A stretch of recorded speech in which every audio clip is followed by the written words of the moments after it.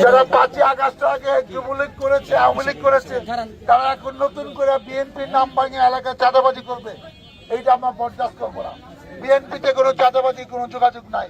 এরা রাস্তায় রাতের বেলা মাদক ব্যবসা করে, এরাই আপনাদের বেইজ্জতি করে, এরাই আপনাদের মোবাইল ছিনতাই করে, এরাই আপনাদের রাতের বেলা টাকা পয়সা নিয়ে যায়।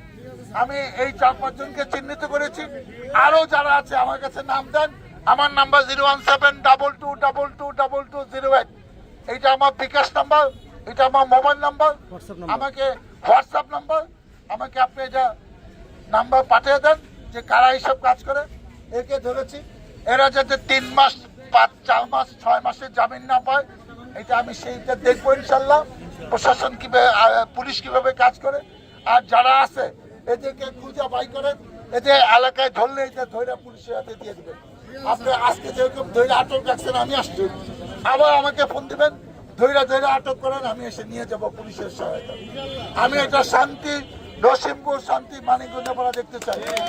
আপনারা কষ্ট করে টাকা উপার্জন করে এইসব সন্ত্রাস চাঁদাবাজিদের টাকা দেওয়ার জন্য না, এটা কষ্টের টাকা। যারা চাকরি করে যত টাকায় বেতন পারে অনেক কষ্টের টাকা, সেই টাকা এরা চাঁদাবাজদের নিয়ে যাবে, তাদের হাতে আপনি জিম্মি থাকবেন, এটা হবে না। আমি নির্বাচনের আগে এবং নির্বাচনের সময় প্রতিশ্রুতি দিয়েছি, মাদক সন্ত্রাস চাঁদাবাজিদের জায়গা সাবা আশিলাতে হবে না। সেটা পদক্ষেপ শুরু হয়েছে। সকালবেলা 2 জনকে আমরা ধরে আসছি দুর্গাপুর থেকে। রুবেল মন্ডল নামে একজনে 20 লাখ টাকা চাঁদা পেয়েছে, আর একজনের জমি নিয়ে গেছে। আমি এই সব ওসি সব কেনে ধরে দিয়ে দিচ্ছি। আজকে এটা হয়েছে, আরো যেখানে যেন হবে।